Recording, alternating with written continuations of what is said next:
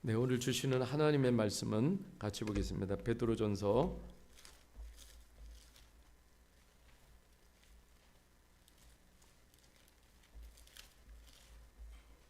3장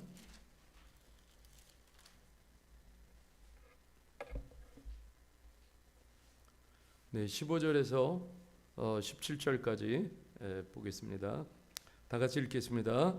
너희 마음에 그리스도를 주로 삼아 거룩하게 하고 너희 속에 있는 소망에 관한 이유를 믿는 자에게는 대답할 것을 항상 준비하되 온유와 두려움으로 하고 선한 양심을 가지라. 이는 그리스도 안에 있는 너희 선행을 욕하는 자들로 그 비방하는 일에 부끄러움을 당하게 하려 함이라. 선을 행함으로 고난을 받는 것이 하나님의 뜻일진데 악을 행함으로 고난받는 것보다 나으니라. 아멘. 네, 오늘 말씀의 제목은 하나님 앞에서 선한 양심을 지킬 때, 이런 제목으로 하나님의 말씀을 나누겠습니다. 저는 최근에 차마 신이 없다고 하는 제목의 책을 지금 읽고 있습니다. 근데 거기 보니까 지금 지구상에는 수천만 개의 종교가 있다고 합니다. 심지어 아프리카 밀림 지역에는 원주민이 30명이 모여 살고 있는데 그들이 믿는 우칸투라는 종교가 있다고 합니다. 그러니까 사람들은 얼마가 모이든 간에 또 종교를 다 만들려고 합니다. 인간은 무엇인가 소망을 두고 싶어하는 본성이 다 있다라는 거예요. 그래서 바울 사도가 선교 여행을 하면서 사도행전 17장에 보면은 에덴에 가게 되어졌습니다. 그 당시에 보면은 에덴은 세계 철학의 중심지였습니다. 그곳에 가 보니까는 그곳에서의 모든 이방 사람들을 보는데 이렇게 이야기합니다. 너희가 범사에 종교심이 많도다, 이렇게 이야기를 하고 있습니다. 자, 이것을 보면은 이런 거예요. 바울 사도가 하는 말은 너희가 여러 방법으로 신을 찾고 있구나, 이런 얘기예요. 너희가 여러 방법으로 지금 신을 찾고 있구나. 그 여러 신에게 너희가 소망을 두고 싶어 하는구나, 이렇게 말하는 거예요.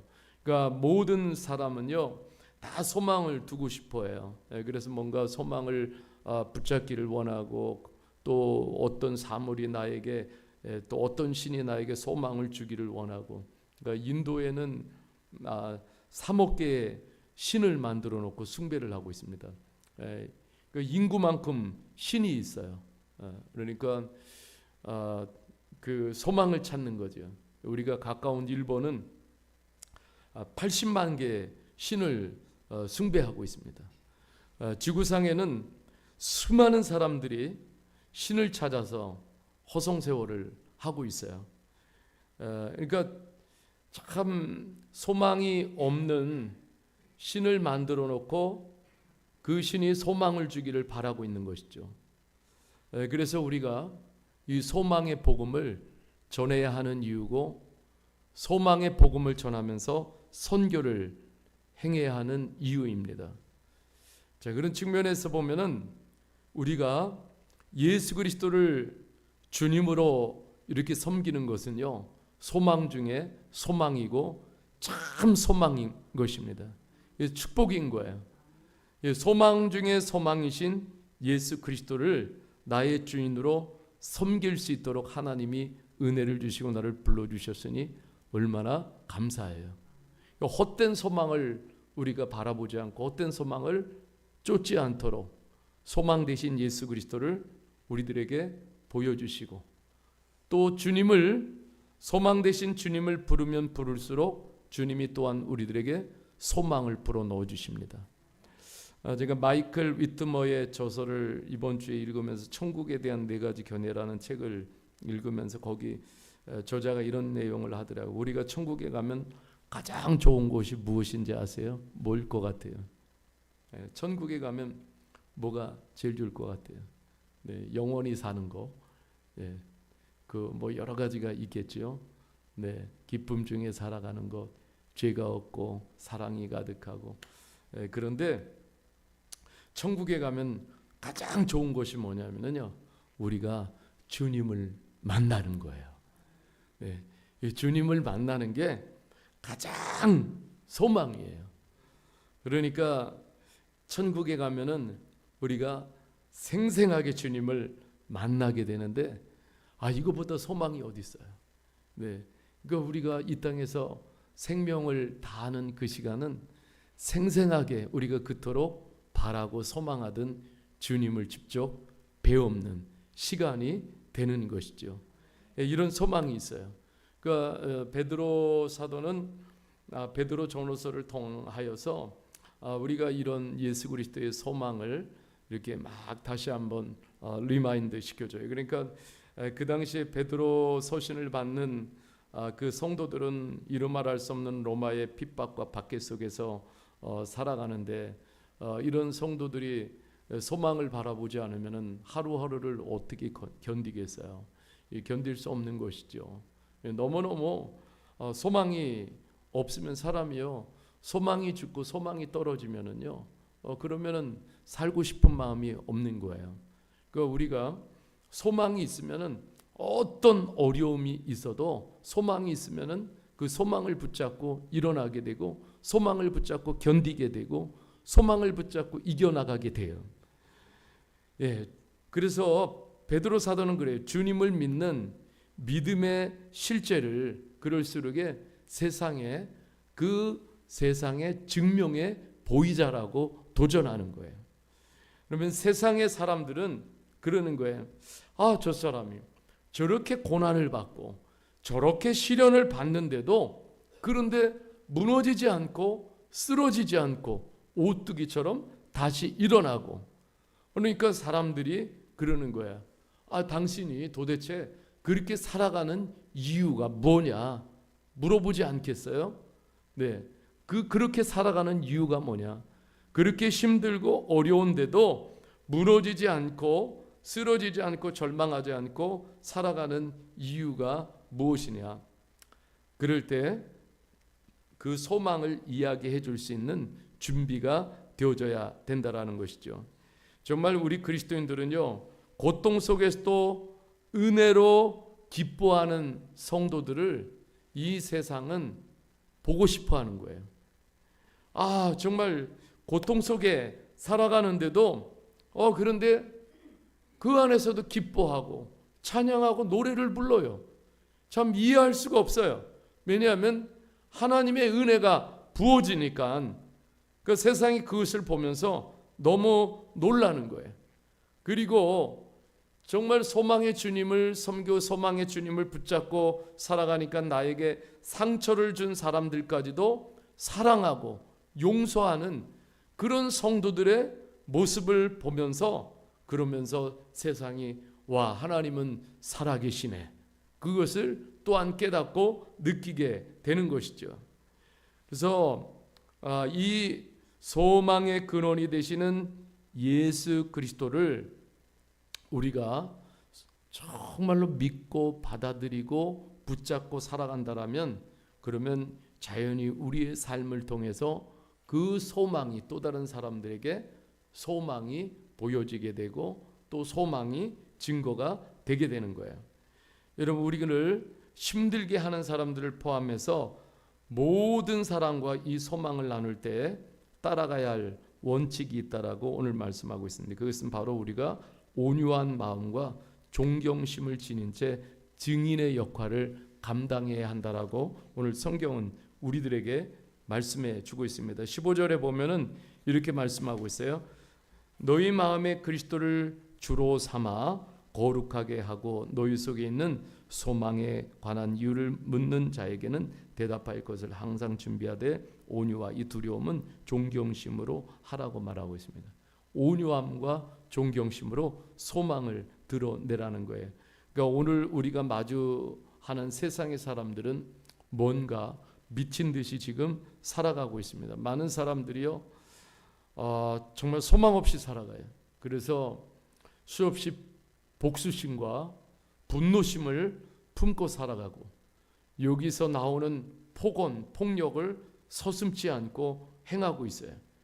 그들에게 오직 소망은 뭡니까? 남을 해하고 그리고 자신의 배만 불리는 것이 그냥 소망이에요. 그런 거예요. 사탄의 영토에서 그냥 사탄의 방법으로 싸우면서 살아가고 있는 것이 지금 이런 세상의 모습이에요. 그런데 우리 안에 계신 주 예수 그리스도는 우리에게 이러한 세상 속에서 더욱더 온유함을 불어넣어 주시고, 그리고 우리들에게 이루 말할 수 없는 사람을 존중하는 존중심을 우리들에게 불어넣어 주십니다. 정말 우리가요, 이 세상을 살아가는데 똑같은 사람의 모양을 취하고 살아가지만은, 그러나 우리는 그 온유함과 존경심을 품고 또 다른 사람에게 그런 소망을 나눠주니까는, 참 보면서 와, 어떻게 저렇게 살아가지? 라고 그 이유를 묻는 거예요. 그때 우리는 대답해 줄 수 있어야 돼요. 뭐냐? 예수 그리스도가 내 안에서 소망이 되시기 때문에 그렇습니다. 하나님이 소망이 되시기 때문에 내가 이렇게 살고 있습니다. 여러분, 다윗은 우리에게 참 좋은 모델이에요. 다윗은 그 사울의 그 복수심에 늘 도망을 다녀야 했어요. 다윗도 얼마든지 복수할 수 있었습니다. 그런데 다윗은 이렇게 생각했어요. 하나님이 택하신 지도자인데 그 사울을 자신이 감히 어떻게 하겠어요? 하나님께 맡겨드리는 것이죠. 그러니까 자신의 목숨을 빼앗아가려고 할 때도 다윗은 변함없이 사울을 존중했고 온유한 마음으로 사울을 대했습니다. 그리고 다윗은 사울을 악담하기를 거부했어요. 다윗의 원앙은 한결같이 온유함과 존경심을 품고 있었습니다. 이런 다윗을 보면서요, 자, 하나님께서 어떻게 말씀하시냐면은 다윗이 내 마음에 합했다라고 그렇게 말씀하고 있어요. 사도행전 13장 22절에 보면 이렇게 말씀하고 있죠. 다윗을 왕으로 세우시고 증언하여 이르시되 내가 이새의 아들 다윗을 만나니 내 마음에 맞는 사람이라. 그러면서 이렇게 말씀하고 있어요. 내 뜻을 다 이루리라 하시더니, 이렇게 말씀하고, 내 뜻을 다 이루리라 하시더니, 하나님 그렇게 말씀하시는 거예요. 다윗에게 너는 내가 소유한 마음을 가졌구나. 다윗, 그러니까 하나님 너무너무 좋으신 거예요. 그러니까 하나님 말씀하시는 거예요. 다윗이 원하는 것을 다 하도록 내가 너를 도와주겠다. 이렇게 살 수 있는 게 뭐예요? 다윗이 모든 소망을 하나님께 두었기 때문에 다윗이 이렇게 살 수 있는 거예요. 주님의 말씀에 오직 소망이 있기 때문에, 그래서 다윗은 이 말씀을 아멘하고 그대로 실천을 한 게예요. 그랬을 때에 하나님께서 다윗을 보시면서 너는 내 마음에 맞는 사람이라고 이렇게 말씀하시는 거예요. 하나님께서 말씀하시잖아요. 그러니까는 내 뜻을, 네가 할 수 있는 모든 것을 내가 할 수 있도록 내가 도와줄게. 하나님께서 그렇게 말씀하시는 거예요. 하나님 너무너무 감동받으셔가지고, 오늘날도 마찬가지. 우리가 이렇게 살아간다라면 이 소망 없는 세상에서 소망 되시는 주님의 말씀을 붙잡고 우리가 그렇게 살아가게 될 때 하나님 너무 좋으셔가지고요. 그래, 네가 원하는 거 내가 다 도와줄게. 한번 해봐. 하나님이 이렇게 말씀해 주시는 것이죠. 오직 소망은 하나님께 있습니다. 하나님, 소망 되시는 하나님을 붙잡아야 돼요. 우리가 오늘도 이 소망 없는 시대에서 어떤 태도를 가지고 살아가느냐 굉장히 중요한 것이죠. 이런 소망에 하나님을 붙잡고 나가오. 오늘 주님께서 또한 우리에게 이런 소망을 주실 줄 믿습니다. 다니엘을 보십시오. 다니엘이 살던 그 시대에 주변에 있는 모든, 다니엘 곁에 있던 모든 사람들은 거짓과 획책에 빠져서 살아갔어요. 이것을 더 좋아하면서, 이것을 사용하기를, 이것 쓰기를 더 좋아하면서 주변에 있는 사람들은 그렇게 살아갔어요. 그 당시 사람들은 그러니까 다니엘이라는 한 사람에게 포커스를 맞추고 그리고 다니엘의 온갖 실책을 찾으려고 온갖 짓을 자행을 했죠.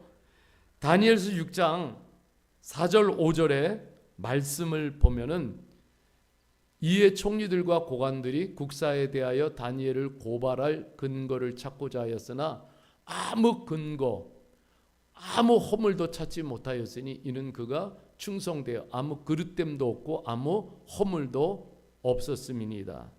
5절에 말씀해 보면 그들이 이르되 다니엘은 그 하나님의 율법에서 근거를 찾지 못하면 그를 고발할 수 없으리라 하고 이렇게 말하고 있어요. 자, 다니엘을 보면은 충성되어 아무 그릇됨도 없고 아무 허물도 없습니다. 어떻게 이렇게 살 수가 있었을까요? 그 시대에. 다니엘 안에는 다른 사람들이 가지고 있는 어떤 부패함이나 소홀함이나 타락의 요소를 찾지 못하는 거예요. 그 시대 속에서도 다니엘은 하나님 앞에서 선한 양심을 지키고 있었던 거예요. 어떻게 이렇게 살 수가 있었어요?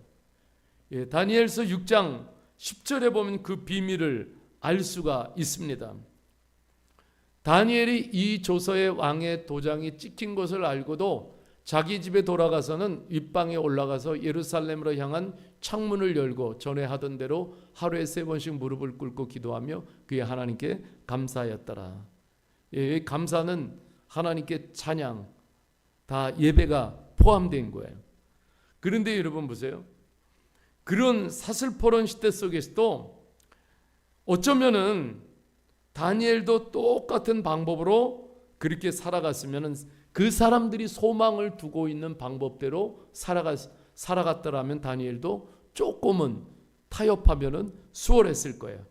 그런데 다니엘은 그러한 시대 속에서도 오직 소망을 하나님께 두고 있었어요.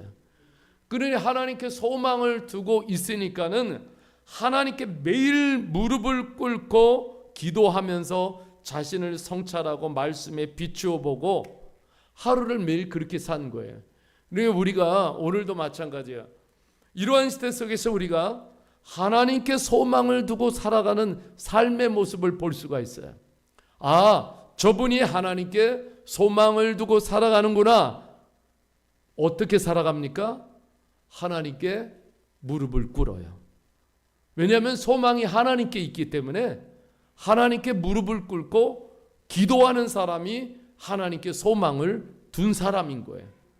그리고 그 시대 속에서 하나님께 감사하는 사람이 하나님께 소망을 둔 사람이에요. 안 그러면 그 시대 속에서 얼마나 불평과 짜증, 그죠? 예, 이거 막 나올 거예요. 그렇지만은 하나님께 소망을 두었기 때문에 그리고 그 하나님의 말씀에 모든 자신을 걸었기 때문에 그래서 그 가운데서도 오직 무릎을 꿇고 하나님께 소망이 하나님께 기도할 때에 하나님께서 다니엘에게 어떻게 하셨어요? 더 소망을 채워주시고 더 하나님께서 은혜를 채워주시고 더 힘을 채워주시니까 하나님이요 그런 다니엘에게 뭘 베풀어 주시냐면은 그 시대 속에서 형통의 은혜를 베풀어 주십니다. 네, 이것이 이렇게 보면은요, 참 미련하고 어리석은 것 같지만은 가장 지름길을 살아가는 거예요. 하나님께 소망을 둔 사람들은 오늘 이러한 시대 속에서도 우리는 매일매일 하나님 앞에 무릎을 꿇고 기도한다. 그리고 말씀 앞에서 자신을 성찰하고 선한 양심을 지켜가는 것이죠. 이렇게 살아가니까 사람은 어찌 너 그렇게 살아가니 이유를 물어보는 거예요. 나의 모든 소망은 하나님께 있습니다. 여러분 우리가 참 이 세상에서 우리가 살아가는데 참 삶이라는 게 순탄치 않아요. 수많은 유혹도 있고 문제도 있고 도전도 있고 어려움도 있고 시련도 있고 고난도 있고 이 속에서 우리가 선한 양심을 지키면서 살아가는 게 참 만만치 않아요. 그런데 선한 하나님 앞에서 선한 양심을 지키는 일보다 더 중요한 것이 없어요. 선한 양심을 지켜가는 자가 왜 그렇게 사냐? 바로 하나님께 소망을 두고 살아가기 때문에 선한 양심을 지켜가는 거예요. 그러니까 더 적극적으로 주님을 고백하면서 선한 양심을 어떠한 상황과 환경에서도 그 선한 양심을 팔아먹지 않는 거예요. 그러면은 이렇게 살아갈 때 하나님은 반드시 보상을 해주시는 하나님이십니다. 왜 하나님을 지켜낼 때 하나님도 우리를 지켜주시는 거예요. 사람들이 묻습니다. 어떻게 당신은 그렇게 살아가세요? 지금 이 시대 속에서. 오늘 우리들에게 누군가 물어요. 그러면은 우리도 당당하게 나의 모든 소망은 예수 그리스도께 두고 있습니다. 이런 삶의 패턴을 유지하면서 나가게 될 때 하나님은 우리들에게 또 말할 수 없는 은혜를 우리들에게 허락해 주실 줄 믿습니다. 그러니까 우리가 항상 준비하는 마음으로 우리가 살아가야 돼요. 누군가 당신이 살아가는 이유가 무엇입니까? 왜 그렇게 살고 있습니까? 그때마다 우리는요, 선한 양심이 살아있으면 바로바로 대답이 나와요. 근데 양심에 꺼리끼는 것이 있으면 바로바로 대답이 나올 수가 없어요. 거짓말할 수 없잖아요. 네, 그렇기 때문에 우리가 늘 하나님 앞에서 이 선한 양심을 지키는 것은 우리가 매일매일 소망을 하나님께 두고 살아가기 때문에 그래서 그것이 가능한 것입니다. 예, 우리가 오늘도 참 이 말씀을 같이 생각하면서 하나님 앞에서 우리 모두 선한 양심을 더 지켜갈 수 있는 우리 모두가 되기를 주님의 이름으로 간절히 축복합니다. 예.